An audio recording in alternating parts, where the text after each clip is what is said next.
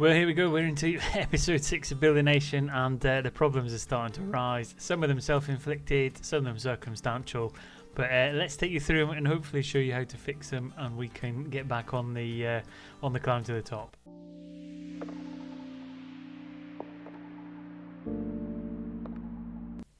Welcome back. So where better to start really than the dynamics? I mean, it's something that's so important in Football Manager to keep all the players happy. It's largely why we made such a good start to the season in the top division, is because everyone was happy. We were doing well. We were winning lots of games. But recently we've taken a bit of a turn. Things haven't quite been going as smoothly as we would have liked. As you can see, Zvonimir Filipovic, the right back, he wants to move to a bigger club. Ivan Radicevic, he wants to move to a bigger club. Two of our first teamers from last year, still first teamers. Matej Senic, centre half, wants to start more games. Karamanovic wants to go out for more playing time. Coyote wants to start more games, and Jovicic wants to go out on loan. So all of that happening has started to drag the team down a little bit. There were some more in there. I'll take you through them in a minute. We've kind of tried to address the problems as we go. So that's meant the cohesion's down a little bit. What that's led to is form. As you can see, where we had a really good romping start to the season, picked up a high number of points. We're going through a bit of a goal drought, a bit of a draw, and no wins for a little period of time now. That it's starting to get a little bit worrying, and we need to find a way to kind of turn that corner. What we've done is we've made some little transfers, which I'll take you through all of these. But in terms of the transfers in, no one new, so I'm not surprised with any transfers new. We have arranged for a couple to go back out.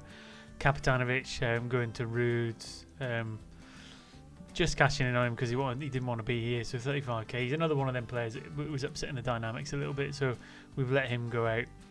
And then in terms of the transfers, we've kind of, Filipovic had a couple offers. We haven't quite got one that matches our value of him yet, but he's probably going to leave at the end of the season. Nick Marincek, we sold him 47,500. Advanced midfielder we signed just in the summer on a free transfer. Wasn't getting the game time he wanted. Was on quite a bit of wages, which I didn't quite realise. So we're going to sell him on. We are going to lose a bit of money in terms of an intermediary fee. And there's a couple other players that we want to. At the same time, you can see in here that we're trying to build for the future a little bit. There's a couple free transfers. Ivan Kvetko, young centre half with high potential. We're bringing him. Ravin Kirevsky, again, we'll try and bring him in. So all little young players that we've managed to snap up. Niall Omarovic, he's popped up quite a few times in the scouting centre, and he's been touted as signing as a priority. So in that wing position, we think we'll bring him in for free. If nothing else, we'll turn around for profit and push him back out again. We've also looked to get in a couple of defensive midfielders in on loan. So Baz Daric, we're hoping, comes in, and Tomislav Duvnjak from Istra. And that's because in terms of the squad itself, it's starting to kind of get a little bit smaller. Some of the players we had on loan have been recalled because they weren't playing in the position we want. Self-inflicted problem number one is when you sign a loan player, make sure you pay particular attention to specifically where they want him to play and what role, because sometimes you can get away with it and you can get them to play for a very long period of time, but occasionally they come in, ask you why they're not playing them in the specific position, and then they recall them. So that's what happened with the defensive midfielders. So we've currently not got any players in on loan, and which is a bit of a shame. I think if we look in the transfer, it should be in the history of who we brought in. Linkovic, again, he came in on loan, played quite a few games for us, 10 games, which is nearly all the ones we played so far, and went away. And not Kovacevic, who was on loan there. Brabanic again. So a couple of players gone away. So we'll look to replace him with a couple more defensive midfielders to bolster the squad. Second part of the problem, but a bit self-inflicted, is the transfer budget. A couple of players are brought in the summer on a free transfer. I didn't really pull their wages down as much as I maybe should have. So like Moransek was on £2,900. So again, we've tried to bring that down a little bit. We've tried to bring in the loan signings with a no obligation to buy and a no fee while they're here, just to keep the costs down, because realistically one of the main things we need to do to take the next step is to fix the financial problems. Now we're not going to do that, I don't think, through stadium size, etc. It's going to take a long time to develop them. What we're going to have to do is get players in on a free and sell them for a big profit if we can. So the projection's not looking too great. There's a few debts and loans at the club that we need to get paid off. But I don't think that's insurmountable, and I think that's something that we could quite quickly catch up with. In terms of the vision, we're still doing quite good. The board are happy with what we're doing, so we'll carry on with that. Scouting wise, we're starting to build up quite a significant short list of players, which you can see there, and all I'm doing is, as these become available on free transfers, etc., I'm trying to snap them up and bolster the squad moving forward, either for resale, marketing, or for a long-term investment for the club. In terms of staff, again, everything's looking good. We can now get a set piece coach, which is going to be good. Tactics wise, still playing the same way. Tolic is he's our best player by a country mile. George is fitting in well now he's back from injury. Coyote's going to get a bit more game time. Still not too sure on Sekulic. We've been persevering with him. He's got a couple of goals now. I don't know if we should have given Cargbo a bit more of a run in the team, but we'll see. But everything else seems to be settling down quite nicely, and I think we've got quite a good squad in terms of staying in the division. All that being said, we'll have a quick look at the league. 20 games in, I think we are. 29 points, just outside the European spots. I'd love to be able to squeeze into Europe, because it would be like years ahead of where I think our progression would have been. But I think we've got to bear in mind that the goal at this stage is just to stay above the bottom team, Gorica, which we're 16 points clear of.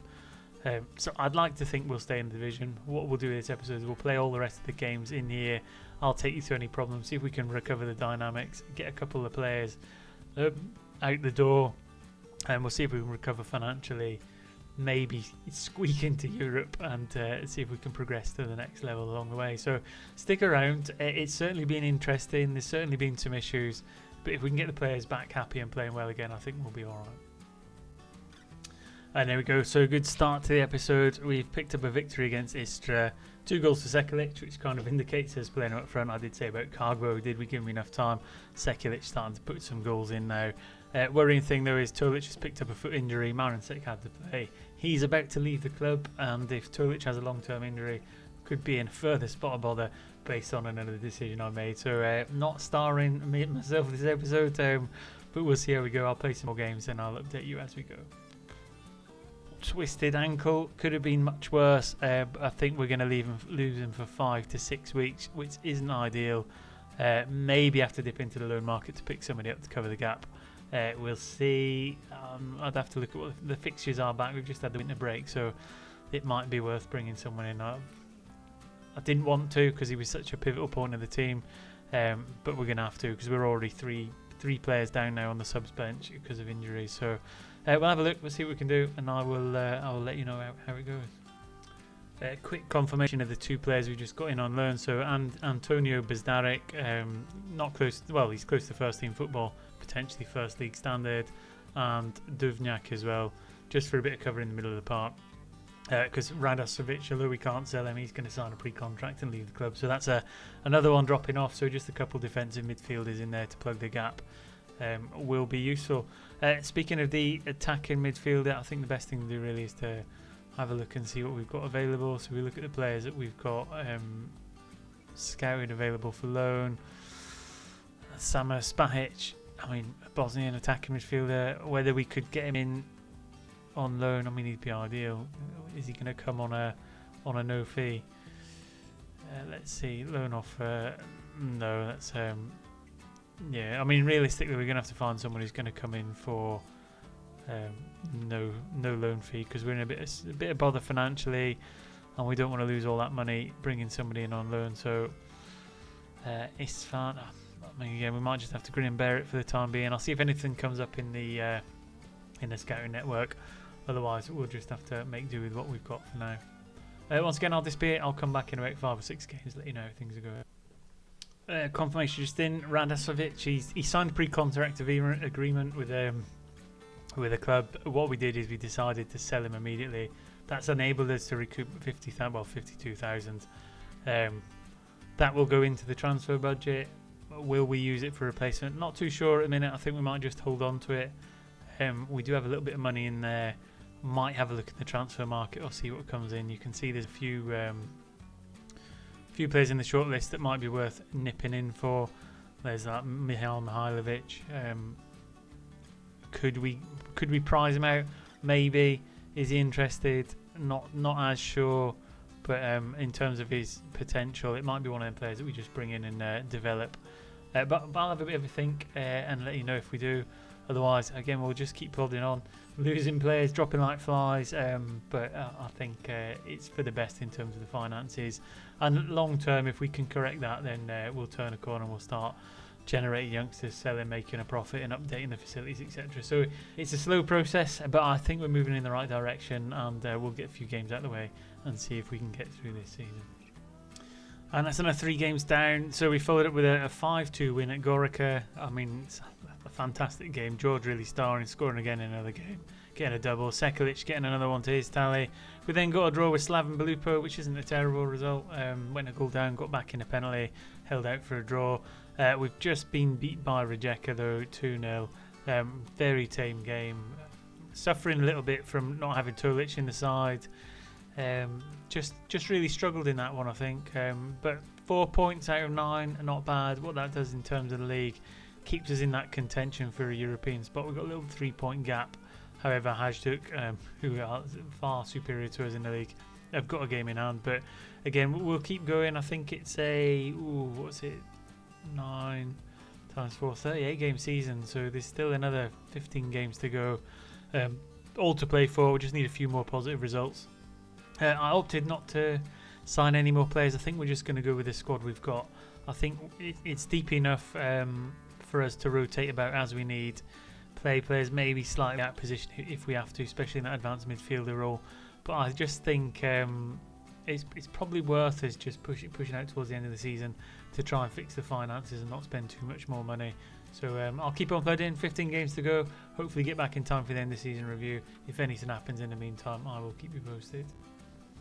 Well, this is the turn up for the books. Nothing confirmed yet. However, the chairperson is looking to step aside and there might be a takeover bid coming in. We're currently in an insecure position in terms of the finances. What that would bring, we're not sure. But if we can find some investment to make us a bit more stable and keep our job at the club, that could be massive in terms of the save and just putting us a couple of years ahead of where we are now. So I'll keep an eye on it. I'll update if there's an actual takeover. That'll come with a transfer embargo, etc. But potentially positive news.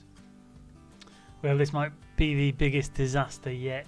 Although we got a 2-2 draw with Istra, we went down really early on in the game with an injury to the goalkeeper. Second goalkeeper, so that's them both out injured now. Out on the 2nd minute. We went a goal down, managed to get 2-1 up with not long to go in the game, but we slipped to a 2-2 draw. Ultimately, Senic playing in goal, so the centre-back having to cover in the nets just for a period of time. But depending on the extent of his injury, and we're outside the transfer window, we could be in for a rough ride. League has been going well.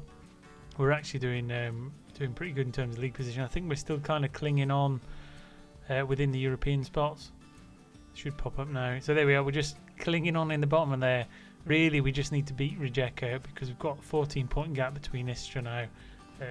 We've got about 9 games left. We just need to finish ahead of either Rijeka or Hajduk, and we could get an unlikely trip to Europe next season. So we'll see. In terms of the goalkeeper, let's see where he is. Mandic, fractured wrist, out for 4 to 7 weeks. So it's going to be a specialist. But how long is the other goalkeeper out?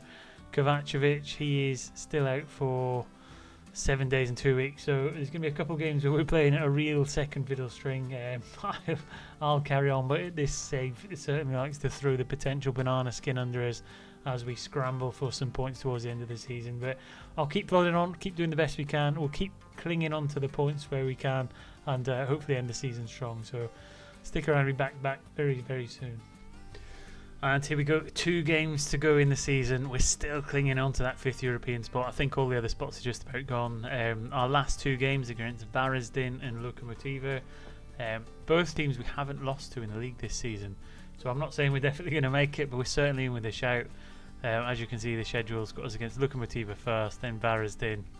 To hopefully secure ourselves a place in European competition, which would be massive for us in terms of the challenge, enabling us to get a few more players in, and then we can look to build next season into a European squad, slightly bigger, hopefully with a bigger budget, and start to recruit some youngsters that we can start loaning out and trying to influence the rest of the clubs in the division. So it seems to be going quite well. Again, I've never done this kind of challenge before, but I think we're moving in the right direction. I'm just not yet sure on how we can influence the other clubs to increase the coefficient, but we'll work that out next season, I guess, as we bring in more players and send them out on loan.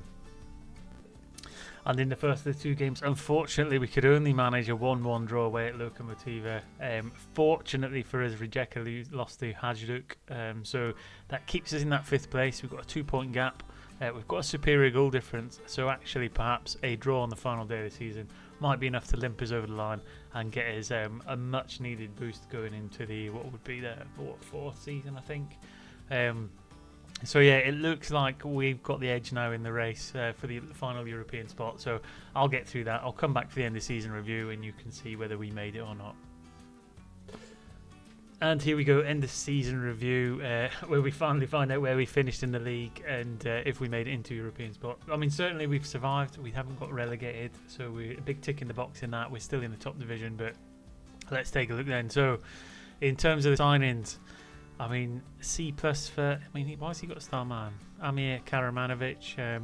He didn't play many games, 5 games. He came as a reserve attacking midfielder. Again, just one of them wants to bolster the squad. Came in on a free transfer. But 7.545 average over his 5 games is pretty good. Mario Pavlic, I mean, he's come out as a D to do with his wages, 32 years old. Maybe so, however, he has plugged a gap at right back, which we're going to have to plug again in the summer because Filipovic is going to move on. Pavlic is probably taking in too much in terms of wages, unless we can reduce that down a bit. Next one is the one I thought would have been Starman, Marko Tolic, A+, absolutely magnificent. He has got a release clause of 220k. But he's played 31 games, 11 goals, 6 assists, 7.09 average. Absolutely remarkable. The best player at the club by a country mile. Picked him up on a free. Signed him on a long-term contract now till 2029, so he should be with us for a while. Next one, Marko Hanelyak. He got a B. Again, defensive midfielder, very much coming as a first choice late in the transfer window. 25 games, 2 goals, 2 assists. So another huge player in the middle of the park. And him and Tolic have got a few years in left between them, so the spine of the squad's quite strong for a little bit. As is Filip Kovacevic, A+, another goalkeeper, came on a free transfer, up to 4.5, nearly 5-star potential. So at 24 years old, if we can keep a hold of him, he'll be with us for many years to come, albeit he's got a minimum release clause of 170k. Valentin George, a winger, B-. I actually think he's been pretty good since he came in. His wage might, again, we've been marked down a little bit in terms of the wages, but 29 games, 7 goals, 5 assists, pretty good on that left hand side, sometimes deputising on the right. Martin Sekulic, A-, came in as a striker again on a free transfer. Competition with Cargbo, but he's played 23 games, 8 goals, so again he's been a success. Kvijanovic, who we'd had on loan the season before, managed to snap him up on a free transfer. In terms of a young left back, he's been fantastic, and again, there's not much really to say on him. He's the kind of player in the mould we want. We want a young player with a lot of potential coming in a certain position, and we keep him for a number of years. So Kvijanovic, I think, is going to be a mainstay for a number of years. Coyote, we brought him in as cover. 25-year-old, I think he might be Lebanese or Nigerian. Not played as many games as we maybe thought he would have. 18 games, 3 goals, 3 assists. Very much rotational across the kind of the 2 wing positions with him, George, and Petko kind of rotating between them positions. Matej Senic, again 9 games, came in, thought he was going to be a bit of a first team centre half. Not really filled out for him. 31-year-old, we'll probably look to move him on in the summer, but he has been a useful squad player to have around, and he has deputised in that defensive midfield position as well. Antonio Bedaric came in as a late loanee sign-in in that defensive midfield position. Only played 6 games and 4 substitution appearances, but very much a rotational player to have in there. If the opportunity came to get someone like that on a free transfer, we'd probably snap him up in the summer for squad rotations, as with Tomislav Duvnjak as well. Again, a lone player to fix a problem area while we had some players moving on, etc. But it's a position we're really going to have to address long term in the future. And then finally, Georgian Frankovic, he came in as a deputy left back. Again, he's not played a huge number of games, only 6, but it's just you have to have them players in them cover positions for when injuries crop up. In terms of transfers out, I mean, we let a few go, lots of little free transfers and stuff. Marin Sek, who we'd signed in the summer on a free transfer, we let him go for 47.5k. which is a good turnaround for a profit. Kapitanovic is another one we'd signed and let him go for a profit, 35k. Jordi Wayman, we didn't really want to let him go, but he wouldn't sign a new contract, as with Barrete. So they're two, we would have liked to have kept them in an ideal world. Unfortunately, we couldn't. Purser, again, he came in as an interim for Magdanovic from the first season we took over. But again, we've let him go for 200,000, so that's really done well in kind of trying to balance the books in terms of the financial position. So although it's not nice to see these players go, it's a necessity really. And then Rado Savic, he's gone for 52k, another one on defensive midfielders, which is a bit of a problem position for us. We're going to have to really address in the summer and get someone long term. But yeah, pretty good. Not loaned too many players out. Zaruba went out on loan for a bit. He came back quite early. Bojan Lukic, who we signed in the summer, we're trying to get him some game time to reach his development, and Milos Jovicic as well. And again, just about kind of developing these players and move forward. In terms of the results then, where do we come? 5th. So there you go. Last game of the season, it was a 3-2 victory over Varazdin, and that came in I think it was the 90th plus 1 minute, and without that goal, we probably would have finished 6th. So season as a whole, a bit sporadic, not really any consistency. I mean, the wins came in little bursts, mostly picking up draws, some defeats. I mean, the spread really was 14 wins, 11 draws, 11 losses. So it's pretty thirdy, a bit of a third of each. But it's got us into Europe, which is massive, and I think it'll aid us financially, certainly, and attract some better players to the club. In terms of the cup, again, we beat Zadar in the first round, and then got knocked out by Varazdin, who incidentally we beat 3-2 on the last day of the season to get into Europe. So not all too bad. It probably helped us overall with such a small squad to get out early doors. Biggest win, 4-0 against Lokomotiva. Kargbo, Gacic getting two penalties, the centre half, Senic as well. Match to remember, beating Dynamo. Again, that was a surprise. I think it was really early in the season we got that, much against what I thought would happen. And then goal of the season was scored by Coyote. Again, I don't think it was anything too special, but in a 5-2 win against Gorica. In terms of the finances and reputation, nothing really new in terms of that left-hand column. It normally changes a little bit after. I think it's a little bit out of sync for most things. Sponsorship's gone up massively. Broadcast revenue's gone up massively. Corporate and hospitality has no competition prize money. I guess you don't get anything for league positions, which is going to cause us some problems moving forward. And then match day and commercial has gone up as well. So in terms of the club shirts, nothing really surprising in there. It's all the front players. So Sekulic and Kargbo, the two strikers, Tulic, Pelko and George. Yeah, I mean, again, it's not much of a surprise. And then how we lined up: Kovacevic in goals, brilliant goalkeeper. Back four, Kivanovic, Tadic, Gacic and Pavlic. So all the itchies in there. Radosevic is in there, but he's left the club now. Hanulak came in the transfer window. Tulic, best player at the club by a country mile.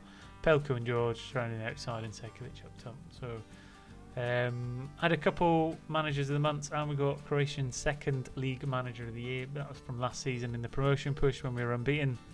Just one manager of the month this year. In terms of the club awards, again, Pavlic, player of the season.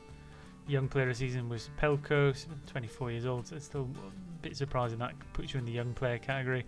Sign of the season, and Karamanovic, again, baffled by how that is the case, but it is the case. Goal of the season we've covered. Top goal scorer Tolic, the advanced midfielder. We really need to get a striker to come in and start getting in the top scorer charts.